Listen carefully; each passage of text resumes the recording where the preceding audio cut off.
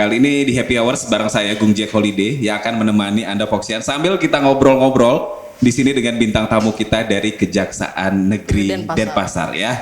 Oke Foxian, tentunya udah nggak sabar dong ya nanti nungguin obrolan kita. Kurang lebih 1 jam ke depan kita bakal ngobrol-ngobrol terkait masalah hukum. Oke Foxian ya. Jadi ini obrolannya sedikit agak berat, cuman kita coba ringkas secara seringan mungkin nanti ya, agar mudah dicerna. Foxian. Oke, untuk itu kita sapa aja langsung bintang tamu kita di hari ini. Selamat pagi, ada Ibu Widya, Ibu Putu Widya SHMH, Bu. Ya, selamat pagi. Selamat pagi. Boleh disapa Bu Foxian? Halo Foxian, selamat pagi. Oke, beliau selaku jabatannya apa Bu di Kejaksaan Negeri? Saya selaku Kasubsi Penuntutan Eksekusi dan Eksaminasi di bidang tindak pidana umum. Oke, agak panjang Bu ya. Iya, agak panjang. Kemarin sempat perampingan jabatan. Oke, satu lagi selamat pagi Ibu, ada Ibu Made Desi Mega Pratiwi SH. Iya. Nah, boleh disapa Bu Foxian, nama pendengar kita di sini. Oke, selamat pagi Foxian. Oh, semangat sekali tentunya Ibu Harus ya. semangat pagi-pagi. Ibu biar lebih cair, boleh saya panggil nanti Ibu Widya dan juga Ibu Desi ya. Iya. Kalau saya panggil Bu Mega nanti saya dikira kader partai Bu. Waduh, iya. Bener. Apalagi saya cat putih nanti rambutnya. Oke, kita bakal ngobrol di pagi hari ini Foxian mengenai terkait tema kita adalah peran kejaksaan dalam penerapan keadilan restoratif. Oke, tapi sebelum masuk ke sana obrolan kita, saya pengen tahu nih mengenai sejarah mengenai keadilan restoratif. Tapi sebelumnya boleh tahu di sejarah Ibu sendiri, kok bisa masuk di kejaksaan? Ataupun mungkin terlebih dahulu fungsi-fungsi tugas-tugas dari Ibu Widya sendiri selaku kepala subseksi dari penuntutan, eksekusi, dan eksaminasi. Ini agak panjang. Iya, panjang. Saya tahan napas nih untuk nyebutin ya. Ya, sebenarnya subseksi saya mungkin awal ya kalau mau cerita sebenarnya dimulai dari Bu Desi dulu. Bu Desi dulu. Iya harusnya karena kan berkasnya saya nerimanya dari Bu Desi. Oh begitu, baiklah. Tapi nggak apa-apa sih, mungkin awalnya dari Bu Desi dengan penyidik, kemudian setelah di P21 baru masuk subseksi kami. Jadi istilahnya kalau mungkin di masyarakat taunya sidang, itu masuk subseksi saya. Oke, sidang. Jadi dari tahap 2 penyerahan dari penyerahan tanggung jawab tersangka dan barang bukti dari penyidik, baik itu Polri, BNN, dari POM juga, Balai POM, itu ke kejaksaan itu sudah masuk ranah saya. Jadi sampai sidang, sampai akhirnya dieksekusi. Sampai putusan pengadilan atau bahkan ada yang upaya hukum sampai kasasi. Itu subseksi saya. Mungkin secara singkat seperti itu.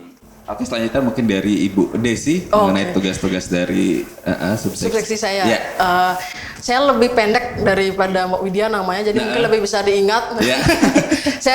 Kebetulan saya kepala subseksi pra penuntutan di bidang tindak pidana umum Kejaksaan Negeri Denpasar. Di mana ibaratnya kalau dalam tindak pidana umum saya ibaratnya pintu gerbang pertama. Jadi ketika penyidik memberitahukan surat pemberitahuan dimulainya penyidikan atau SPDP yang dikenali masyarakat, memberitahukan ada suatu tindak pidana, itu kami yang menerima pertama, subseksi kami. Setelah itu penyidik mulai melakukan proses penyidikan, dan hasil dari proses penyidikan itu dituangkan dalam berkas perkara. Nah, berkas perkara itulah kemudian diteliti oleh jaksa. Mencakup penelitian itu formil dan material, artinya apakah berkas ini sudah layak untuk disidang. Nah, ketika jaksa sudah menganggap itu layak untuk disidangkan berdasarkan alat bukti, maka dia akan mengeluarkan surat P21 menyatakan berkas perkara sudah lengkap. Nah, setelah P21 lah baru diserahkan kepada subseksi penuntutan yang dikepalai oleh Bu Widya. Jadi proses seperti itu dari Bu Desi dulu baru ke Bu Widya. Nah biar jelas ya, udah jelas tadi Foxian mengenai tugas-tugas dari beliau-beliau ini. Dan saya menarik nih, kenapa Ibu tertarik di bidang kejaksaan ini? Apakah Ibu suka menuntut pasangan dulu? Gimana prosesnya? Gimana sejarahnya? Mungkin Bu Widya dulu kan lebih senior soalnya. Ini senior jauh saya. Nyari inspirasi dulu Bu Desi ya. Iya, nyari inspirasi. Jadi kalau urusan kayak gini senior lah. Nanti kalau pembagian yang lain beda lagi. Nanti kasih aja Bu Desi pokoknya. Ya kalau saya sih absurd sih, simpel aja dulu. Karena melihat kan kita zaman kuliah itu lihatnya PKL-nya di mana, di pengadilan. Keren aja gitu. Simpel sebenarnya kayak anak muda. Jadi kebetulan memang ada di keluarga saya juga ada jaksa. Jadi paling tidak sudah profesi ini sudah tidak jauh-jauh dari kehidupan saya. Jadi ya tertarik juga. Rasanya gimana ya rasanya kalau jadi sama juga seperti itu gitu. Itu aja sih. Berarti memang ada terah dari keluarga gitu ya. Iya, kebetulan ada lah. Ini yang megang kejaksaan, Pak. Boleh nanti minta nomor kontak. Oke, dari Bu Desi sendiri gimana sejarahnya Bu Desi kok bisa tertarik masuk ke kejaksaan? Kalau saya, mungkin kalau Bu Dia memang secara turun-temurun memang ada di kejaksaan. Kalau saya sama sekali tidak ada background keluarga di kejaksaan. Nah kebetulan saya mahasiswa hukum, pertama kali saya ikut lomba peradilan semu dikasih peran menjadi jaksa. Ketika saya memakai toga itu barulah saya merasa saya ingin memakai toga ini secara benar-benar, makanya secara real di kehidupan. Nah itulah kenapa saya tertarik untuk menjadi seorang jaksa dan Tuhan kasih izin saya untuk menjadi jaksa. Amin. Gitu. Sekarang berarti mulai dari kayak acting-actingan gitu ya. Nah, awalnya cosplay. Cosplay. Oh iya benar. Cosplay akhirnya jadi beneran ya. Luar biasa. Saya udah kayak nonton badminton ini. Kanan kiri. Oh iya. Tengah-tengah gitu ya. Oke, itu sejarah singkat mengenai ibu-ibu beliau-beliau ini mengenai perjalanannya bagaimana memilih jaksa sebagai pilihan untuk pekerjaannya, profesinya. Oke, kita lanjut lagi Poksian mengenai tema kita pagi hari ini, peranan kejaksaan dalam restoratif justice atau keadilan restoratif sendiri. Saya kan sebagai orang awam nih mengenai restoratif justice ini. Jadi pertama kali saya mendengar kata restoratif justice ini mungkin tahun 2009 ya. Di mana kasus jering dulu sama Adam Denny kalau nggak salah penggiat media sosial. Tapi sebelumnya mungkin sejarah singkatnya mengenai restoratif justice tersebut. Siapa yang silakan. Yang mau oke, mulai dari sekarang. Biar nggak mau dia terus ya. Yang cantik dulu. Yang lebih cantik belakangan. Oke. Sependek yang saya tahu sebenarnya konsep RJ itu awalnya berkembang di negara-negara, kalau kita bilang sistem hukum Anglo-Saxon itu negara-negara seperti Australia, Inggris, Kanada. Nah, pertama kali setahu saya ini diterapkan dalam proses peradilan di Kanada. Kita kenal victim offender mediation, di mana itu mempertemukan antara tersangka dan korban untuk melakukan penyelesaian terhadap atau upaya perdamaian terhadap menyelesaikan kasus ini untuk menghadirkan keadilan yang dirasakan oleh kedua belah pihak. Kemudian konsep ini diadopsi dan mulai berkembang hingga sekarang. Nah, di Indonesia sendiri sebenarnya ini bukan konsep baru, artinya seperti benar katanya Bli tadi itu adalah upaya perdamaian. Ini tuh sebenarnya sudah ada di tengah masyarakat kita kan, proses musyawarah mufakat kalau kita bilang. Benar. Itu ketika masyarakat kita sudah sering melakukan penyelesaian itu dengan melibatkan pihak tokoh-tokoh masyarakat, tokoh-tokoh adat. Itu kemudian diadopsi dalam sistem hukum atau sistem perundang-undangan kita. Nah, kejaksaan hadir untuk menjadi bagian daripada itu dengan mengeluarkan peraturan kejaksaan nomor 15 tahun 2020 mengenai penghentian penuntutan melalui keadilan restoratif. Nah, itulah cikal bakal kemudian jaksa mengambil peran dalam melakukan proses upaya penyelesaian perkara melalui RJ ini seperti itu. Oh gitu ya. Baik, untuk selanjutnya mengenai pengertiannya sendiri dari restoratif justice itu, Ibu Widya mungkin bisa menjelaskan? Saya mungkin menyambung dari Bu Desi tadi. Jadi memang betul sih, keadilan restoratif ini bukan suatu hal yang baru sebetulnya. Memang dalam Pranata Adat juga sudah dibahas. Nah, tetapi mungkin baru ketika Pak Jaksa Agung ini, Pak Burhanuddin, melihat ada peluang tersebut dan memang diatur dalam undang-undang. Jadi di KUHP kita sebetulnya sudah ada Jaksa Agung itu berwenang untuk menghentikan perkara selain memang alasannya terdakwa meninggal dunia atau penuntutan sudah dilakukan penuntutan sebelumnya nebis in idem, tetapi memang penutupan perkara demi kepentingan hukum. Jadi berdasarkan pasal 14 KUHP mungkin Bapak Ibu di rumah juga bisa membaca atau melihat. Jadi dengan dasar hukum itulah Pak Jaksa Agung yang mengedepankan penyelesaian perkara itu, artinya keadilan yang berdasarkan hati nurani. Muncullah keadilan restoratif ini dalam bentuk suatu peraturan kejaksaan. Jadi pemulihan titik berat dari penyelesaian perkara restoratif justice ini memang kalau di masyarakat dikenal sebagai upaya damai. Tapi sebetulnya rohnya adalah pemulihan. Pemulihan kembali pada keadaan sebelum adanya tindak pidana.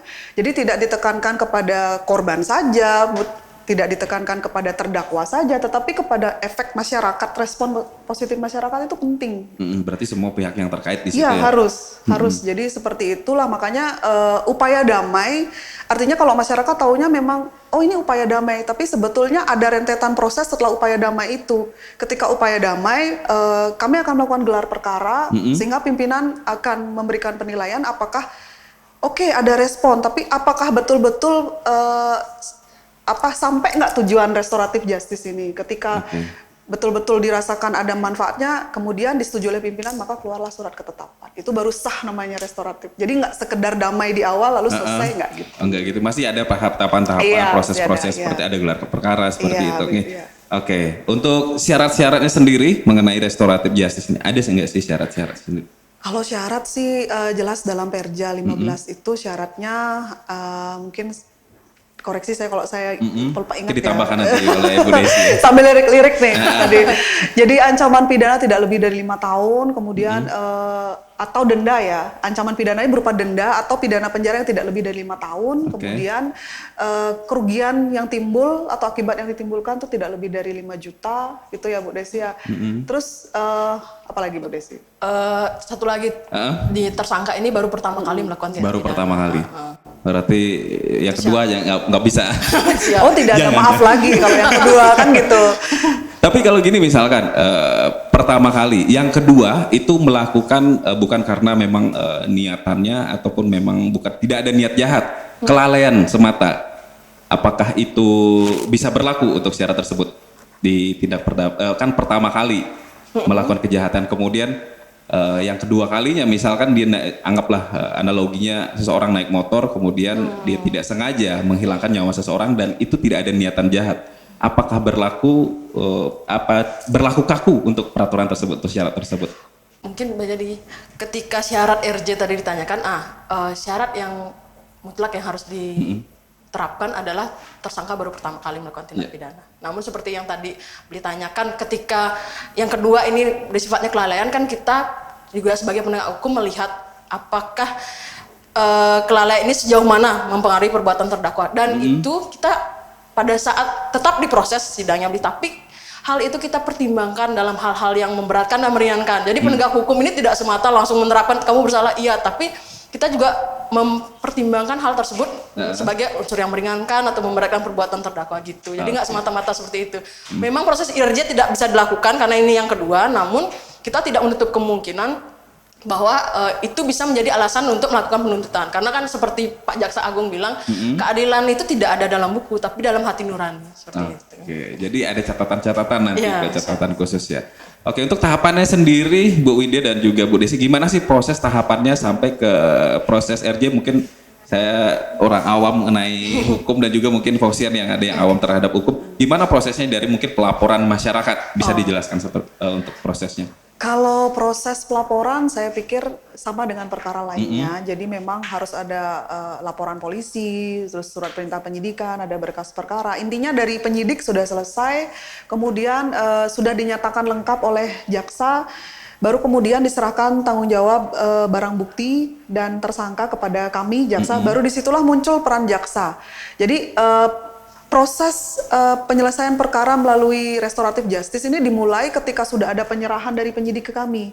Karena kalau dari ranahnya penyidik, istilahnya masih punya tetangga kan tidak mungkin kita selesaikan. Jadi ketika sudah masuk di ranah kami, maka pada saat tahap 2 kami kan melakukan pemeriksaan terhadap tersangka. Karena orangnya secara langsung akan kita periksa identitasnya, bagaimana perbuatannya. Kita secara personal akan melihat dia di sana secara langsung. Nah kemudian baru muncul di sana upaya perdamaian di awal. Tapi sekali lagi kalau RJ ini inisiatifnya tentu dari korban dan tersangka. Jadi jaksa di sana hadir sebagai fasilitator untuk memfasilitasi, istilahnya bahasanya niat mereka untuk berdamai. Kadang-kadang juga kita tidak bisa memungkiri di lapangan. Misalkan dalam perkara laka lantas, lalu lintas kan jelas seperti yang Beli bilang tadi, saya setuju sih kalau niat jahatnya gimana ya Bu, gitu kan, dia namanya orang kan itu istilahnya apes lah kalau menurut saya. Jadi kadang juga dari korban, saya nggak mau panjang urusannya Bu Jaksa, nanti sidang lagi, padahal yang saya cuman kerugian sepeda motor rusak sudah diperbaiki tersangka. Kadang ada juga yang seperti itu. Nah artinya kita berikan mereka fasilitasi untuk berdamai setelah dilakukan upaya perdamaian, apakah dengan syarat atau tidak. Kadang ada korban yang mengajukan syarat, ya udah perbaiki sepeda motor saya dalam waktu seminggu. Itu waktunya kita pakai waktu. Ya. 14 hari ya Bu Desi ya, harus sudah selesai syaratnya. Kemudian ketika perdamaian sudah berhasil, itu bisa diajukan ke pimpinan untuk diselesaikan secara restoratif justice. Oke, berarti belum sampai ke ranah pengadilan kan Bu ya? Iya, memang harapannya seperti itu. Jadi ketika sudah disetujui pimpinan, dikeluarkan ketetapan penghentian penyelesaiannya ya, dihentikan dengan kepentingan hukum. Jadi tidak sampai sidang memang. Oke. Pokoknya yang penting damai dulu. Nggak Iya. panjang prosesnya nanti kalau udah sampai pengadilan, tambah ribet gitu ya. Iya, otomatis dipanggil jadi untuk bersaksi gitu. Iya, untuk tujuannya sendiri apa sih sebenarnya tujuan yang ingin dicapai mengenai restoratif justice ini? Kalau tujuan dari restoratif seperti yang saya sampaikan tadi itu pemulihan Kemudian, sebetulnya. kemudian kan ada korban di situ, ada Iya. kemudian masyarakat dan juga mungkin dari pihak penegak hukum. Nah, apa yang ingin diharapkan secara keseluruhan? Kalau saya melihatnya dari tujuan hukum itu sendiri kan, Ustadz Abdul kan mengatakan ada 3 tujuan hukum: keadilan, kemanfaatan, kepastian hukum. Jadi selama ini kita lebih menekankan pada kepastian hukum kan gitu. Nah itulah apakah suatu kepastian membuat adil bagi pihak-pihak. Nah itulah kemudian restoratif hadir mencoba untuk memberikan keadilan yang dirasakan bagi kedua belah pihak. Jadi restoratif ini adalah mengembalikan keadaan semula. Jadi ketika sudah terpulihkan kondisinya seperti yang tadi dikatakan, korban yang merasa dirugikan sudah terpulihkan kerugiannya, apalagi yang dilakukan, karena kan tujuan dari akhir itu adalah masyarakat yang tentram. Nah itu sebenarnya saya mengutip dari pendapat Prof. Bagir Manam adalah tujuan hukum itu tidak semata-mata menerapkan hukum, namun mencapai masyarakat yang tentram dan sejahtera, itu adalah tujuan utamanya. Seperti itu. Mungkin itulah kenapa restoratif ini hadir dalam pelaksanaan penegakan hukumnya. Untuk peran-perannya sendiri dari kejaksaan mengenai di pendampingan ke korban, kemudian ke pelaku, kemudian juga masyarakat, di mana peran untuk dari kejaksaan tersebut? Bagaimana pendekatannya? Mungkin bisa dibilang seperti itu ya. Mungkin kalau kita ngomong masalah kejahatan kan pelaku, kalau restoratif justice ini ya namanya damai, kita pasti seneng damai kan. Maksudnya prosesnya juga nggak panjang. Nah di sisi lain masyarakat pasti, apalagi netizen nih biasanya, hukum harus jalan nih seperti itu. Nah di mana letak keadilannya di situ mengenai tersangka? Apakah tidak ada efek jera jadinya? Kalau kita semuanya damai-damai kayak gitu. Sebenarnya kan restoratif justice ini bukan yang semata-mata yang damai dalam tanda kutip ya. Ini adalah proses hukum sebenarnya. Jadi tetap dia melewati proses bagaimana tindak pidana yang lainnya, di mana seperti pengalaman saya ketika melakukan RJ ini, pada tahap penyidikan ini tersangka tetap ditahan di kepolisian.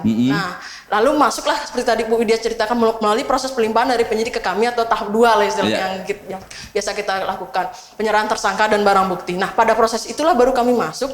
Nah, jaksa fasilitator ini memberitahukan, memanggil kedua belah pihak, tersangka, korban dan juga tokoh adat. Nah, di sini peran pentingnya tokoh adat. Memberitahukan ada penyelesaian melalui RJ ini.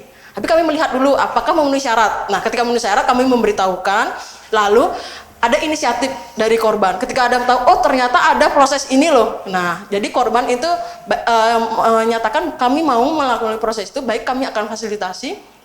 Lalu tokoh adat ini juga kami lihat, karena kan penting reaksi masyarakat bagaimana. Nah, kebetulan ini sebenarnya sangat diterima dengan sangat positif dari masyarakat, karena seperti kita tahu bahwa nilai-nilai musyawarah mufakat ini sangat kental ya di Indonesia. Nah, setelah proses ini jalan, lalu korban dan tersangka melakukan kesepakatan apakah ini akan dilakukan ada syarat atau tidak. Artinya kalau saya kemarin perkara pencurian, kebetulan korban ini meminta barang yang dicuri dikembalikan. Nah, ketika dikembalikan berarti kan sudah pulih kerugian. Nah, dari respon masyarakat juga mengharapkan selain kepulihan kerugian dari korban juga masyarakat ini melihat dari tersangkanya sendiri, karena faktor pasti ada faktor-faktornya kan seperti itu. Nah, dari masyarakat merespon baik, karena juga hal itu sangat diharapkan. Ketika itu terjadi kami fasilitasi dan sudah berhasil, lalu kami melakukan ekspos kepada pimpinan untuk meminta petunjuk kepada pimpinan. Ketika pimpinan menyetujui, maka akan dikeluarkan surat penghentian penuntutan berdasarkan keadilan restoratif. Jadi proses itu bukan yang di luar dari penegakan hukum, itu adalah bagian dari penegakan hukum seperti itu. Bukan yang di luar, jadi tetap itu prosesnya. Berarti untuk proses ataupun gelar perkara itu apakah di kejaksaan atau ke tempat yang dikehendaki untuk gelar perkaranya tersebut?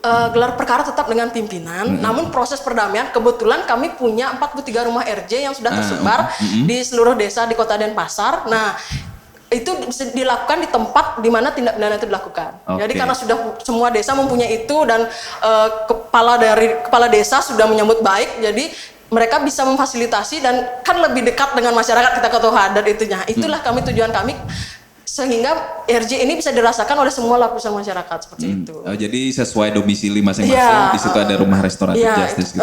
Itu dah. Jadi sebagai fungsinya ini bisa sebagai pengaduan untuk rumah tersebut. Rumah RJ bisa, ya. Tapi untuk proses RJ sendiri tetap harus melewati proses yang seperti saya jelaskan tadi. Artinya di kepolisian lebih dahulu, proses pelimpahan baru kami bisa melaksanakannya. Gitu. Oke, seperti itu ya. Nah, semoga damai-damai aja lah. Itu tujuan yang sebenarnya. Iya, tujuan yang sebenarnya ya. Nah, kemudian mengenai kasus-kasus, kalau tadi kan syarat-syarat, nah tindak pidana apa aja sih yang masuk ke kategori restoratif justice ini? Ya, Ibu bisa mungkin dijelaskan sedikit mengenai kasus-kasus yang bisa dilakukan tindakan restoratif justice? Pengetahuan saya mungkin nanti ditambah Bu Idia ya. Saya pendek pengetahuan saya. Jadi seperti yang tadi sudah disebutkan syarat RJ ini tindak pidana yang ancamannya tidak lebih dari 5 tahun. Atau kerugian yang ditimbulkan itu tidak lebih dari 2,5 juta rupiah, seperti contohnya tindak pidana pencurian yang kemarin kami lakukan proses RJ ini juga, dan saya jaksa fasilitatornya, pencurian, habis itu penganiayaan, lalu kemarin ada kecelakaan lalu lintas dengan korban luka atau kerusakan pada kendaraannya, itu bisa dilakukan RJ. Dan tidak bisa itu kejahatan terkait dengan keamanan negara, itu tidak bisa dilakukan. Kejahatan yang melibatkan korporasi itu tidak bisa dilakukan gitu. Jadi ada kalau korupsi itu di mana ininya Bu, posisinya? Tidak bisa dilakukan itu. Tidak benar korupsi karena terkait dengan negara kan di sana. Kalau bisa benar-benar dihukum ya. Semua rasanya juga berpandangan yang satu, persepsi yang sama ketika tindak pidana korupsi harus dihukum maksimal, karena apa? Tidak hanya merugikan negara, tapi karena cucu kita juga akan berpengaruh. Benar. Semoga ini ya disahkan oleh DPR Undang-Undang Perampasan Aset. Itu kita masih tunggu dari DPR.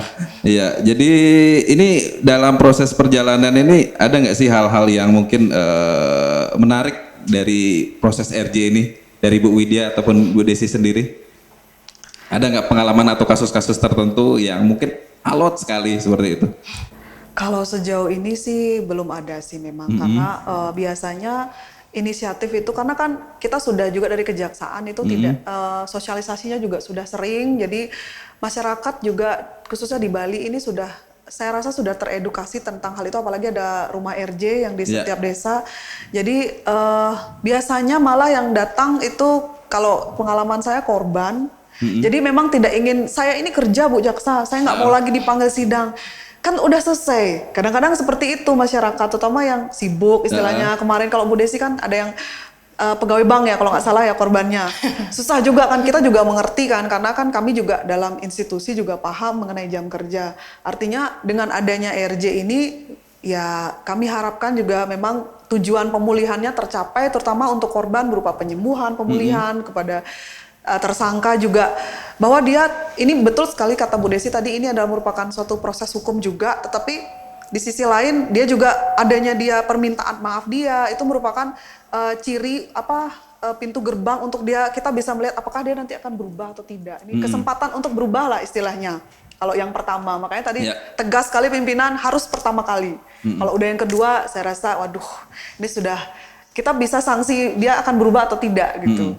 Gitu sih kalau saya. Mungkin kalau Bu Desi ada pengalamannya RJ kemarin. Kemarin dari pengalaman saya terkait RJ itu benar. Jadi proses ini sebenarnya itu gimana untuk mengembalikan pemulihan terhadap setiap pihak, keadilan yang dirasakan oleh semua pihak. Dan benar kata Bu Widya, tidak hanya kepada korban yang terasa terpulihkan, tapi kadang-kadang seperti yang tadi juga beliau sampaikan, kadang-kadang dari tersangka ini tidak ada niat, tapi ada suatu hal yang membuat dia melakukan tindak pidana.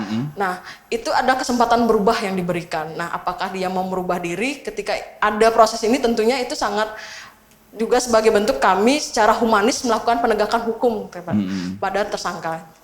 Untuk pendekatannya sendiri gimana Bu mengenai ke pelaku ini? Atau mungkin ada apa ya bisa dibilang kalau narkoba rehabilitasi ya, kalau mungkin tersangka untuk seperti ini agar dia mungkin apa ya bisa dibilang untuk tidak melakukan kegiatan tindakan kejahatan seperti itu. Nah, itulah kenapa kami melibatkan tokoh adat, tokoh masyarakat setempat. Nah, sebelumnya juga ketika kami melakukan proses, kami melakukan pendalaman karakter istilahnya, selain menanyakan bagaimana keluarga korban, dan kami juga menanyakan dari tokoh masyarakat ini bagaimana keseharian dari tersangka, profiling tersangka ini bagaimana. Nah, ketika kami mengetahui dan kami rasa itu, oh benar kayak saya kemarin, dia melakukan tindak pidana pencurian itu karena kebutuhan ekonomi. Dan memang itu dibenarkan dari pihak pihak desa sendiri yang mengatakan bahwa ini single parent, dia menghidupi 3 anak yang masih sekolah. Nah, itulah kenapa dasar juga sebagai kami untuk melakukan melakukan penyelesaian melalui RJ ini. Jadi tidak hanya semata-mata kita melihat tindak pidananya juga, tapi dari segi profiling dari tersangka ini bagaimana itu. Oke. Jadi ada diobservasi juga dari masyarakat ya seperti itu. Oke, Poksian, sangat seru ya tentunya obrolan kita di pagi hari ini mengenai restoratif justice. Cuman untuk Poksian jangan kemana-mana dulu, nanti kita bakal ngobrol lagi Bu ya, Bu Desi dan juga Bu Widya mengenai restoratif justice ini. Tapi setelah break ikan deket ini ya, jangan kemana-mana, stay tune terus di One FM, Fox Radio Bali, simply the best station. Oke Poksian, kita balik lagi di Happy Hour, tentunya masih bareng saya Gung Jack Holiday dan tamu-tamu spesial kita ada Ibu Widya dan juga Ibu Desi di pagi hari ini. Luar biasa obrolan kita dan kita bakal lanjut obrolannya. Ini Bu Widya dan juga Bu Desi, mungkin Poksian di luaran sana mungkin ada yang baru gabungan nih di hari ini. Mungkin kita ulas kembali ya mengenai restoratif justice itu, peran dari kejaksaan mengenai penerapan keadilan restoratif tersebut. Jadi kan pertama untuk pemulihan, nah bisa mungkin dijelaskan kembali agar Poksian yang baru gabungan bisa memahami apa itu keadilan restoratif. Boleh silakan Ibu Desi dulu. Oke, jadi peran kejaksaan sendiri di mana seperti tadi yang sudah disampaikan sebelumnya sama Widya bahwa dimana kan jaksa diberikan wewenang untuk melakukan menghentikan perkara demi hukum. Nah, salah satu kewenangan itu kemudian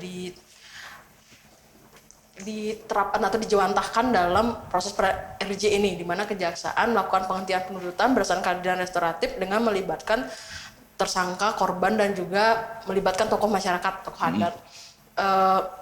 Mana sendiri kejaksaan ini tujuannya adalah seperti yang disampaikan juga tadi, pertama adalah lakukan pemulihan terhadap kondisi di mana sebelum tindak pidana itu dilakukan. Artinya baik itu dalam kondisi korban, kondisi dari masyarakat setempat kan tentu akan merasa resah ketika terjadi suatu tindak pidana yang terjadi di tempat tersebut. Nah, itulah kemudian dilakukan upaya, kenapa juga diberikan tokoh adat ikut mengambil peran di sana supaya membantu untuk melakukan pemulihan terhadap kondisi sebelum terjadinya tindak pidana. Yang kedua, tentunya, nah ini juga yang mungkin belum banyak yang tahu, terjadi overcrowding atau terjadi banyak sekali atau narapidana dalam lapas-lapas ini sebenarnya udah over capacity, ini sudah banyak. Nah, dilakukan RJ ini salah satu tujuannya adalah untuk mengurangi over capacity dalam lembaga pemasyarakatan. Yang ketiga tentunya ada pemulihan ekonomi yang menjadi tujuan. Kenapa dikatakan pemulihan ekonomi melalui RJ?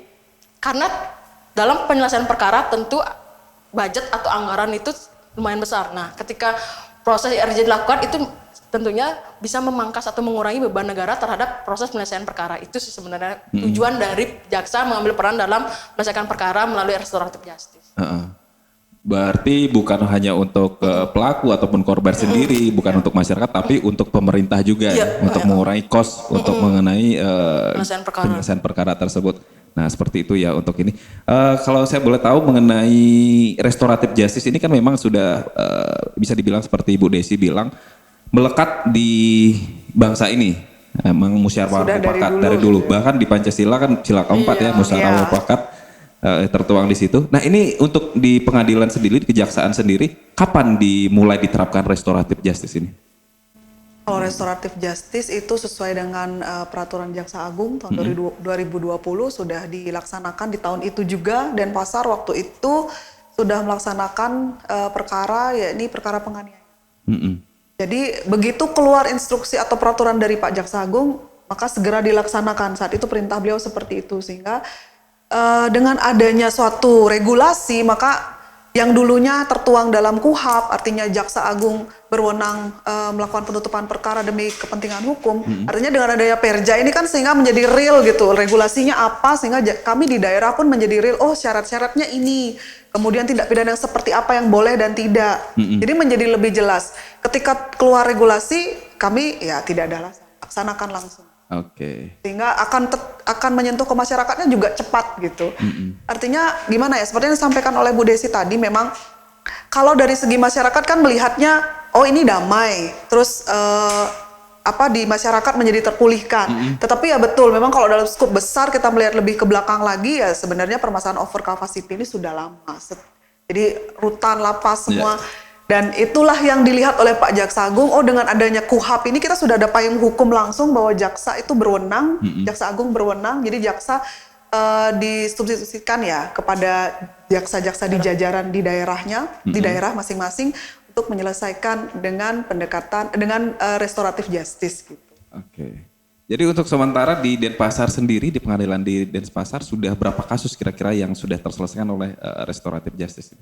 Kalau mungkin perlu saya luruskan, kalau penyelesaian perkara melalui restoratif justice itu tidak sampai ke pengadilan. Tidak sampai ke pengadilan. Jadi untuk di Denpasar, sekarang tahun ini sudah 5 ya Bu Desi ya, sudah 5 kami ajukan dan akan ada lagi nanti kami masih dalam proses penelitian perkara, berkas untuk melihat apakah sudah terpenuhi syaratnya atau tidak. Jadi kemarin terakhir pimpinan tetap selalu berpesan untuk selalu meningkatkan atau mengoptimalisasikan kinerja termasuk dalam pelaksanaan RJ ini. Jadi setiap tahun selalu ada dan itu pelaporannya selalu berjenjang. Oke. Pasti ada. Tapi semakin ke sini saya rasa ya semakin bakal bisa dibilang semakin banyak berkonflik. Apalagi di media sosial sekarang kan. Semua bebas menyuarakan pendapat, apalagi ada undang-undang ITE. Nah, seperti di artis-artis banyak yang terjadi. Yang terbaru kan saya pernah dengar atau membaca Menko Polhukam, Pak Luhut Binsar bersama Haris Azhar. Nah, mungkin bisa ya kali Bu ya mengenai restoratif justice yang diterapkan di kasus-kasus beliau. Tapi kan kita melihat juga Pak, apakah memenuhi kriteria seperti yang saya sampaikan tadi? Ancamannya bagaimana? Ancaman terhadap tindak pidana yang dilakukan, selama dia memenuhi syarat, ancaman tidak lebih dari 5 tahun, lalu ada kerugian yang ditimbulkan tidak lebih dari 2,5 juta rupiah terhadap tersangka ini baru pertama kali, dan juga, nah korban ini menghendaki atau tidak adanya perdamaian tersebut. Seperti saya sampaikan tadi juga, nah makanya kita tidak melihat semua kita pukul rata, tidak, tapi case per case. Jadi seperti yang tadi Bapak bilang, bisa atau tidak, selama memenuhi, selama ada inisiatif dari korban seperti itu, kita akan fasilitasi. Tapi jika tidak memenuhi, karena kami juga berpegangan pada hukum dalam melaksanakan aturan, kami juga tidak bisa melaksanakan. Karena sesuai dengan hukumnya bagaimana, kan gitu. Dan juga kalau boleh saya tambahkan, respon positif masyarakat itu penting sekali. Ketika itu menimbulkan suatu kegaduhan, otomatis kan respon positif itu minim kita dapatkan. Jadi jangan sampai nanti ketika korban ingin damai, tersangka ingin damai, lalu selesai, tetapi masyarakat tetap gaduh. Itu artinya tujuan hukum tidak tercapai tentu. Oh begitu. Walaupun terkait masalah itu ya, walaupun misalkan kedua pihak nih pengen berdamai, tapi masyarakat gaduh, ya tidak dilakukan seperti tegas berarti. Respon positif masyarakat itu penting. Jadi kenapa muncul di awal, kalau untuk skup Denpasar muncul di awal tokoh masyarakat, tokoh adat begitu. Karena ya itu, bagaimana sih respon masyarakat ini? Jangan sampai nanti kalau di luar negeri kan ada sistem Pleibergen atau oh ya kalau kamu misalkan bekerja sama dengan kami atau mengembalikan kerugian maka diganti dengan kerja sosial. Indonesia belum menganut sistem itu. Jadi jangan sampai nanti menjadi jelek. Oh jadi kalau melakukan tindak pidana yang penting damai lalu selesai. Jangan sampai seperti itu. Respon positif ini penting sekali masyarakat. Iya. Soalnya mereka bakal kembali ke masyarakat juga. Iya. Apakah diterima atau tidak kan itu lagi. Iya. Kemudian saya mau tanyakan lagi adalah seiring berjalannya waktu ada nggak sih tantangan apa sih tantangan mengenai restoratif justice ini sampai saat ini? Ada nggak sih tantangan? Jadi sepengalaman saya ketika melakukan proses penyelesaian perkara melalui RJ ini, waktu penyelesaiannya Pak, dari tahap penyerahan dari polisi menyerahkan tersangka dan barang bukti kepada kami, itu dalam waktu 14 hari kami harus melakukan proses upaya ini. Nah, kadangkala ketika kita mengundang atau menghadirkan para pihak, ada pihak-pihak yang tidak bisa hadir, seperti misalnya korban masih membutuhkan waktu untuk hadir. Nah, itu sementara proses ini harus dilakukan secara cepat karena asas tadi, istilahnya asas cepat sederhana biaya ringan, itu berpengaruh pada waktu penahanan. Nah, itu yang menjadi tantangan tersendiri, bagaimana proses ini selesai sampai pimpinan menyetujui dilakukan RJ, proses perdamaian antara tersangka dan korban, lalu pimpinan menyetujui dilakukan RJ sampai dengan mengeluarkan surat penghentian penuntutan berdasarkan restoratif justice ini, waktunya sangat singkat. Itu yang menjadi tantangan. Gimana kami sebagai penegak hukum harus bekerja secara cepat, tepat, dan memberikan keputusan yang tepat dalam waktu yang sesingkat itu. Itu sih tantangannya menurut saya. Oke, berarti ada limit waktunya. Limit gitu, waktunya ya? 14 hari itu. Sama arti halnya kasus-kasus pidana yang besar, mungkin di kepolisian berapa bulan gitu harus selesai seperti itu. Pasti ada. Dari Bu Widya sendiri ada yang mau ditambahkan mungkin untuk tantangannya Saya kira sih sama.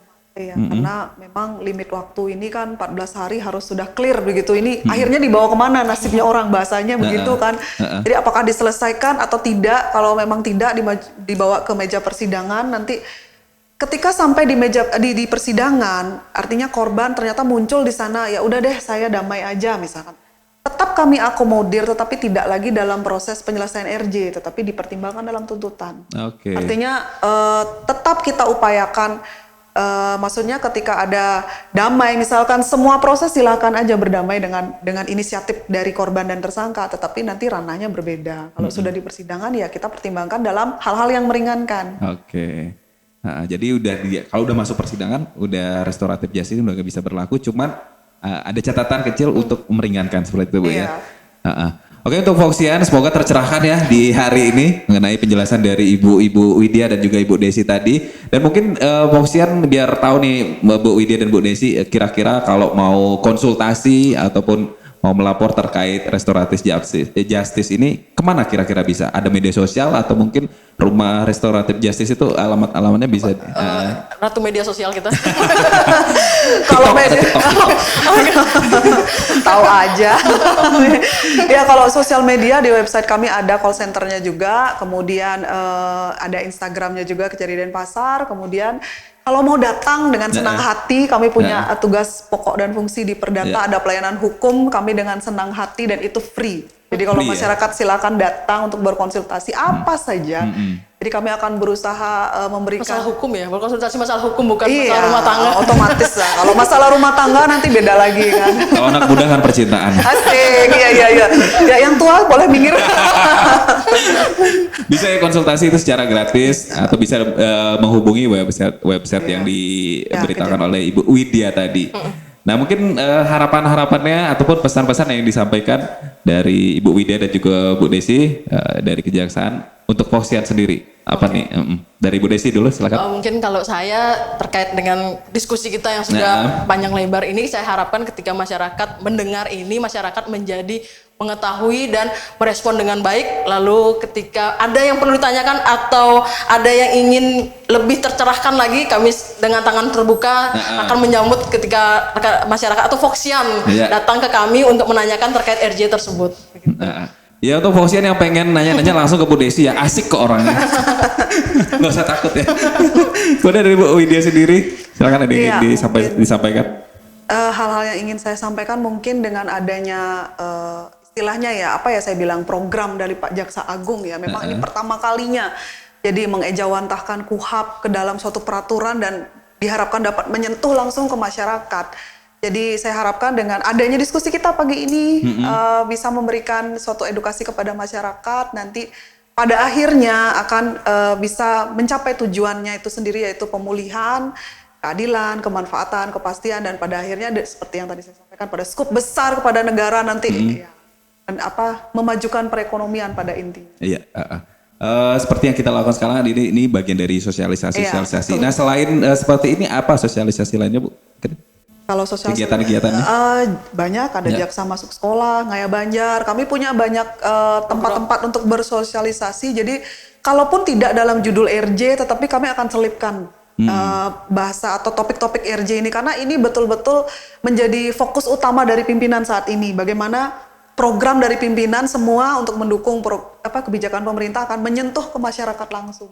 Oke. Mau ke sekolah pun kan tetap ada yang orang dewasa, guru-gurunya tetap bisa kita berikan edukasi. Jadi semua menyeluruh ke lapisan masyarakat. Betul, ya? betul. Oke, terima kasih sekali lagi Bu Desi dan Bu Widya telah hadir di Fox Radio Bali untuk sharing-sharingnya. Luar biasa informatif dan juga sangat edukatif sekali. Semoga Foxian di luaran sana tercerahkan ya. Dan semoga jangan sampai tersandung masalah hukum. Itu yang Kenali penting. hukum, jauhi hukum. Ya, jauhi hukum. Kenali tapi jauhi. Oke, sekali lagi terima kasih Bu Desi dan Bu Widya. Sehat-sehat selalu. Semoga bisa memberikan pelayanan maksimal kepada masyarakat. Kalau begitu kita ketemu di lain kesempatan Foxian. Sampai jumpa.